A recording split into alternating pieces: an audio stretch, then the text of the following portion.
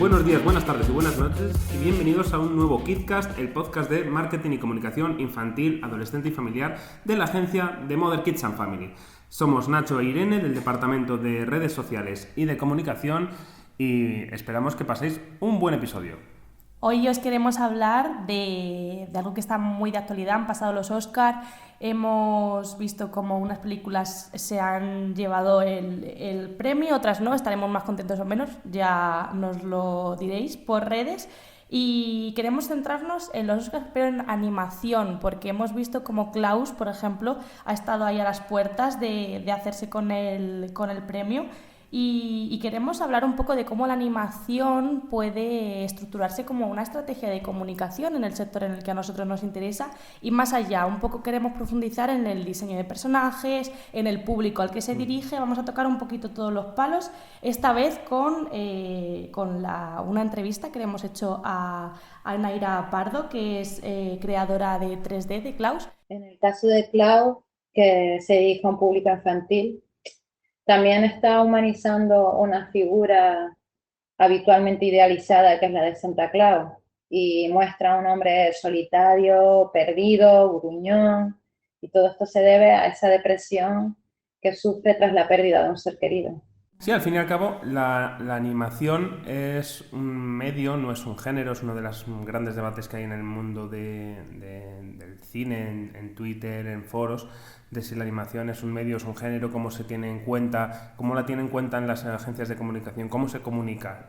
Hablamos de animación siempre que hablamos de un contenido específicamente creado para niños o familia o adolescentes, o la animación simplemente es el medio en el que se crea un contenido y luego ya se decide dónde se dirige ese contenido, porque nada tiene que ver, por ejemplo, te iba a decir, pues Rolly Polioli o La Doctora Juguetes o con Ricky Morty, ni tienen que ver nada con Inside Out, con Del Revés de Pixar, que es una película tremendamente familiar para todo el mundo e incluso mucha gente dirá, no, esto es para adultos porque no se entiende.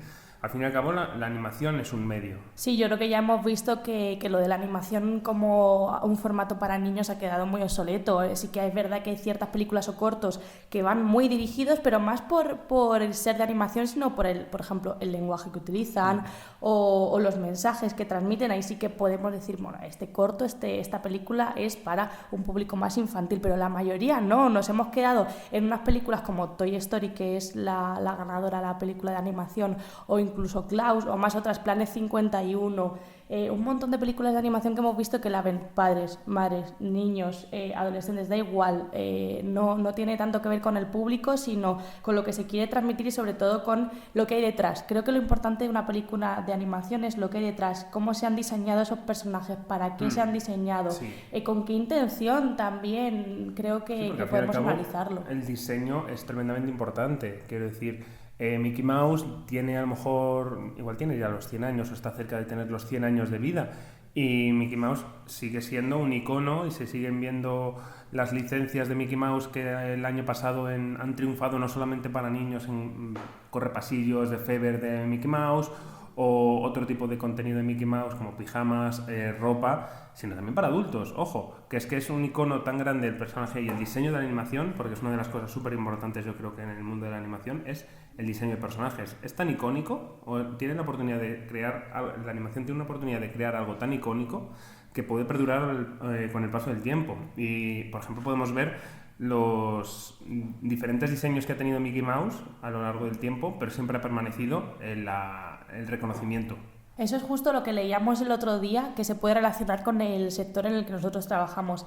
¿Qué queremos hacer con un personaje como, por ejemplo, Mickey Mouse o cualquier otro? Que sea perdurable, que sea memorable. En eso se relaciona con el fenómeno icono. Entonces, al final, el diseño que hay detrás es lo que va a hacer que un personaje sea así, más allá de las historias, porque vemos con personajes que duran tanto en el tiempo que las historias son totalmente cambiables, pero el icono permanece. Entonces, bueno, el mensaje que queremos transmitir y cómo se desarrolla la historia es importante, ¿no? Claro, por supuesto, y diferencial, pero lo importante es el diseño, cómo se ha creado ese personaje y cómo hacemos que perdure. Sí, y últimamente, por ejemplo, yo creo que desde hace 20 años o así, ha habido como una revolución en el mundo de la animación, ya no solamente en el mundo del cine y la televisión, sino también en el mundo de la publicidad en cuanto al medio. Hemos pasado de una animación 2D a una animación 3D, que al fin y al cabo en los primeros años ha ido buscando un poco el estilo, se intentaron hacer películas a lo mejor con un estilo súper realista como Final Fantasy o como Dinosaurio, pero luego se vio que lo que un poco funciona en el mundo de la animación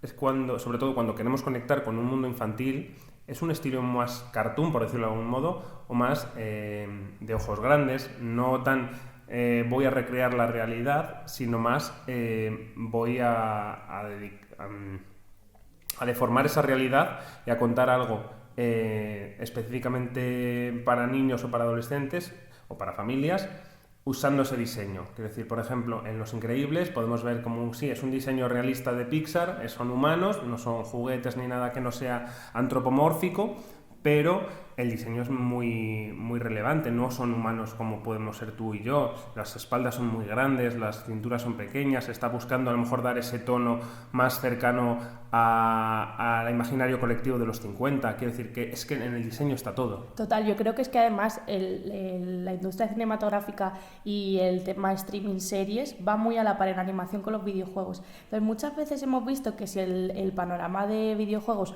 vuelve un poco a lo indie, a esas bases, a lo básico y a lo estructural en cuanto a diseño de personajes, eso también ha cogido el cine y lo ha tomado también como base, se ha influenciado de ello y muchas veces hemos visto cuando salían videojuegos un poquito menos realistas, menos elaborados en el sentido de estructurados, pero luego hay mucho trabajo detrás, como eso también se traduce en películas más simplistas, pero con mucho trabajo y que tienden un poco más a todos estos tipos de estética de la que tú hablas, ojos grandes, personajes más, lo que podemos identificar con un dibujo animado. Sí. Hablábamos con Naira, como decías antes, y nos contaba un poco, hablando de públicos, si ellos tienen en Klaus, como diseñadora 3D y todo su equipo, tenían en mente el público al que querían conectar, tenían en mente desde el inicio que quieren conectar con un público familiar, niños de 5 a 10 años, o es algo que va surgiendo un poco sobre la marcha. Nos cuenta. Sí, en la preproducción de un proyecto se suele pensar en el público al que va dirigido. Por ejemplo, si se tratase de una película infantil, normalmente se suele ser un poco más cuidadoso con el lenguaje, el tema que se aborda, las imágenes. Aún así, yo creo que cada vez más se suelen abordar temas más profundos con los niños. Por ejemplo, hace poco se ha estrenado una película que se llama Jojo Rabbit y habla de un niño que se siente profundamente nazi y se encuentra una niña judía oculta en su casa y además, como amigo imaginario, tiene a Hitler. También, por suerte, son más las películas de animación y series que van dirigidas al público adulto. Por ejemplo, en estas últimas nominaciones a los Oscars ha estado nominada la de I Lost My Body, que es una película totalmente fuera de lo común y empieza con una mano amputada que está buscando su cuerpo y habla un poco sobre la búsqueda de la identidad. Bueno, yo creo que otro punto clave de la animación, sobre todo en el mundo del marketing y la comunicación, es la creación de personajes para campañas o de mascotas. Ya puede ser desde el mono de los Choco Crispies, de Choco, que eso también daría para otro podcast entero de KitKat, que es la estrategia que luego se ha llevado con el Choco en Twitter, es como un mundo bastante grande. Desde la familia Telerín en Televisión Española para mandar a los niños a la cama, que luego se ha hecho una versión en 3D, volvemos a hablar del cambio de diseño 2D 3D, esa creación de personajes. ¿Tú recuerdas alguno más, Irene, así? Yo recuerdo, tengo muy presente al equipo de Actimel, LK6 Monitas, y creo que, vamos, es que eso era una serie en sí misma. Yo esperaba el próximo anuncio para ver cuál era la aventura, que duraba nada, un minuto, pero me parecía estupenda. O sea, eso era una animación detrás de un producto que a mí me tenía enganchada viva. Y creo que al final eso hemos leído y hemos comentado con otros compañeros cómo la utilización de la animación en las campañas de marketing tiene mucha relevancia, y creo que hay como 4 puntos principales en los que nos podemos basar para todo esto, que el primero era el tema de la memorabilidad, de unos personajes perdurables. Luego también hemos visto que el estilo de la animación puede reflejar muy bien la identidad de marca. O sea, tú puedes hacer de un mensaje corporativo algo animado. O sea, creo que es muy importante. Al final son personajes que te van a enganchar, pero que tienen detrás una identidad de una empresa. Y de eso también nos hablaba Naira, básicamente, cuando le preguntamos si el trasfondo político-social que está detrás de las películas de animación, cómo lo canalizan ellos a través de la animación, cómo canalizan eso a través del diseño. Pues sí, yo creo que evidentemente al ser un contenido audiovisual es muy importante el estilo visual de la película. Y en el caso de Klaus, por ejemplo, que su director, Sergio Pablo, ha estado trabajando durante muchísimos años en Disney, en películas como El Jorobado de Notre Dame, Tarzán o El Planeta del Tesoro, su influencia ha quedado plasmada en Klaus. Y yo creo que ha sido parte de su éxito, se debe a su estilo, porque todos tenemos un poco de morriña a las películas de animación tradicional con las que hemos crecido. Y además creo que el tratamiento de iluminación de los personajes hacen que cada plano prácticamente parezca una ilustración en movimiento. Y otro de los puntos claves, yo creo que es, volviendo a lo que hemos comentado en episodios anteriores del KidCast, cuando hablamos con Luis del storytelling, es precisamente eso, la historia que se cuenta. La unión de la historia y del diseño es básicamente la base de todo producto. Totalmente, y ahora mismo vemos como la historia en casi todas, tanto sea comunicación y marketing como en las propias películas de animación, esa historia tiene un trasfondo, tiene un mensaje, no tiene por qué, pero bueno, normalmente hemos visto como, por ejemplo, en Toy Story yo creo que tenemos un ejemplo claro, que puede o no pasar desapercibido, pero Forky tiene un trasfondo tremendo. Entonces, me parece muy importante que, aunque sea una película que ya no que esté dirigida a niños, pero que mayoritariamente la vean niños y niñas, pueden como calarle ese trasfondo, eso qué nos quiere decir este personaje, no tan explícito. Se está viendo cada vez más, y yo creo que no solamente Pixar, Disney también, desde la fusión entre Pixar y Disney, ahora con Netflix, con todas las creaciones como Klaus, o incluso cuando Sony ha hecho la Lego película o cosas así, se ha buscado ese público familiar. Ese doble vertiente con SREC también se buscó de maneras diferentes, pero sí que se ha buscado conectar tanto con los niños como con los padres que van a ir al cine con los niños a través de la animación. Cada vez hay menos películas exclusivamente dirigidas a niños.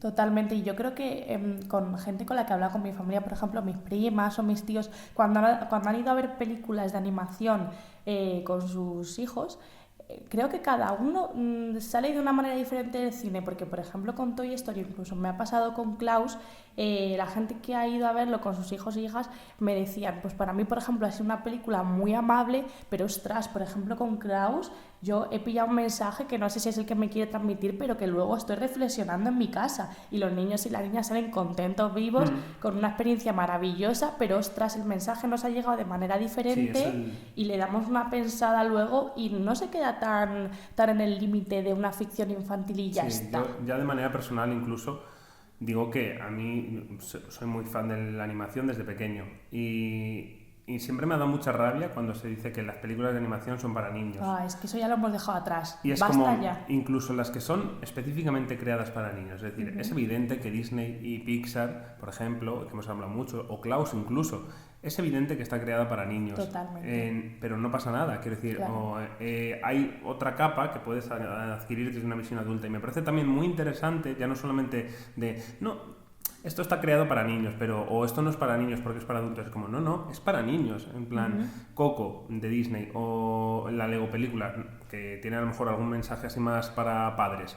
Cuando la gente dice, no, esto no es para niños, esto es para padres. Como, no, sí que es para niños, pero para ti también. Claro, es como... Es que lo ven como, creo que se ve como algo excluyente, creo que esa es como un poco la cuestión.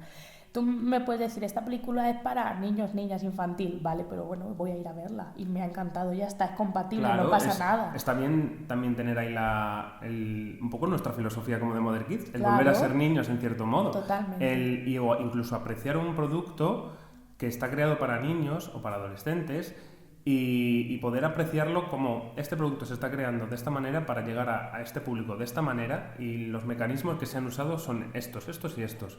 Y decir, y poder apreciarlos y decir, ostras, qué bien. Totalmente. Sí, además creo que más allá del mensaje, que es de lo que hablamos siempre, que a mí me parece primordial, pero hay películas para niños y niñas que en sí no tienen ningún mensaje. Son películas de animación. O un mensaje muy sencillo. Exactamente. No pasa nada. Entonces yo puedo ir a verlas para pasar un buen rato. Ya está. Y ya Es está. decir, Y es que no los pasa Minions, nada. por ejemplo. Claro. A ver, el poder icónico de los Minions, nos gusten o no nos gusten, en este siglo XXI es brutal. No ha habido igual ningún otro símbolo tan grande como los Minions en símbolo para niños. No ha habido un símbolo tan grande, yo creo. Totalmente. Bueno, o sea, Alvin y las ardillas en sus momentos estuvo muy bien. Sí, pero en el siglo XXI los Minions claro han estado en todas partes. Totalmente. Y además es eso, que bueno, tengan mensaje o no, ya está. Al final, ¿qué has creado? Es que estamos hablando ahora de los Minions, esa es la historia, que eso perdura y dentro de 5 años seguramente haremos otro podcast y de repente lo sacamos. Es que, y hecho, Mickey, vamos, es que Mickey es el ejemplo. El director de Klaus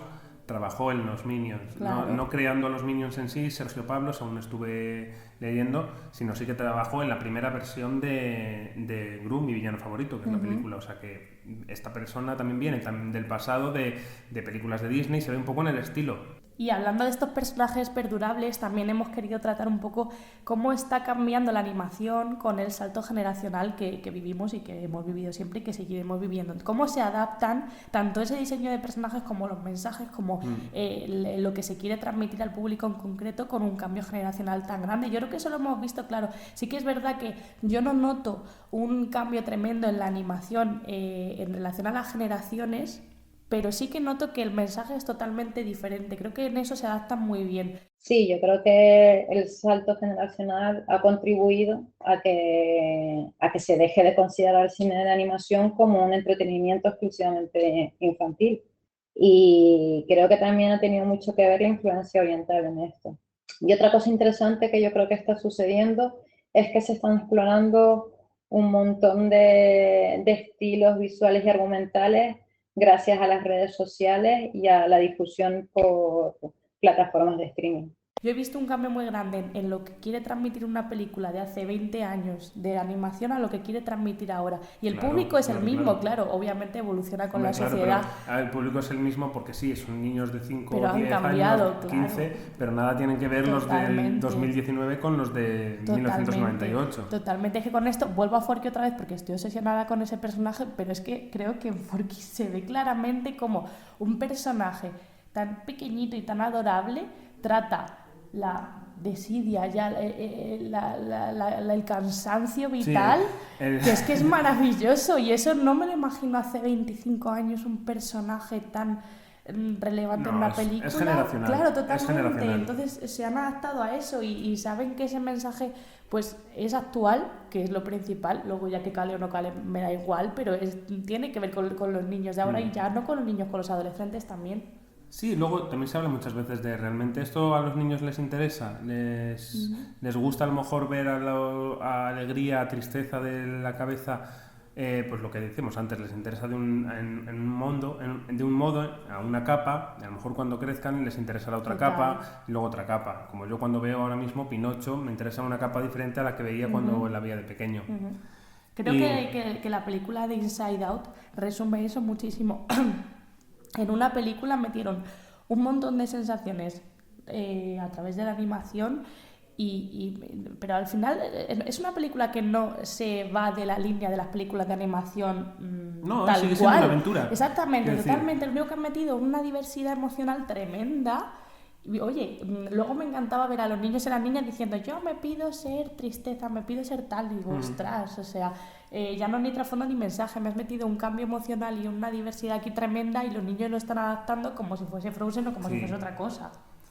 Y luego ya por ir cerrando, hablamos un poco del futuro y con Naira, a ver cómo ve ella desde el sector el futuro de la animación y a ver qué nos cuenta. No sé, creo que las redes sociales y las nuevas plataformas de streaming van a tener mucho que ver con la evolución del cine en general. Y desde luego, la industria va a necesitar crecer porque va a haber mucha demanda de contenido. Y lo único que espero es que ese crecimiento se haga de forma sana apostando por la calidad y valorando a los artistas que trabajamos en la industria. Y cruzo los dedos por ello. Y yo creo que también es muy importante, pues como en todo, los servicios de streaming ahora mismo están básicamente siendo el centro de todo lo que es el mundo de la comunicación y de la ficción, y es lo que están buscando, y el público infantil y familiar es un público que les interesa a todos los servicios de streaming. Desde la creación de Disney Plus para tener allí todas las películas de básicamente todo, en plan Disney, Marvel, Star Wars, Pixar, hasta la potenciación de Netflix contratando a Nickelodeon para crear contenido exclusivo, o contratando a grandes creadores como el creador de Gravity Falls, o incluso HBO buscando el público adolescente joven con Adult Swim, con Rick y Morty y contenido similar a ese. El mundo de la animación y el mundo dirigido a los niños, adolescentes y familiares es básicamente uno de los públicos más buscados. Totalmente, además es que lo vemos como en los fines de semana, si las familias no van al cine se quedan en casa y se ponen una película de Netflix de dibujos para los niños y es maravilloso. O sea, es que es algo tan accesible y que creo que ahora mismo está haciendo muy buena labor también de producción, que bueno, eso es un debate aparte, pero creo que los servicios de streaming, los más conocidos como Netflix y HBO, por ejemplo, más Netflix yo creo, están haciendo una labor de producción importante, más que nada para darle oportunidades a películas, a cortos, a series que sí, no las tendrían de otro modo. Entonces, bueno, me parece una labor muy importante también. Sí, eso lo veremos ahora en marzo, cuando llegue Disney Plus lo veremos, porque hay una serie, por ejemplo, de cortos específicamente para nuevos creadores, creados para la plataforma. Habrá series clásicas y series nuevas, buscando un poco esa intergeneracionalidad, de que los padres a lo mejor le puedan poner los osos Gummy a los niños y lo puedan ver, y además los padres pueden ver la nueva serie de Monstruos S.A. que van a hacer para Disney Plus. Va a haber un intercambio entre generaciones muy, muy clave. Y bueno, pues para cerrar, como siempre, vamos a hablar con nuestro compañero Peña de qué le ha hecho sentir como un niño esta semana.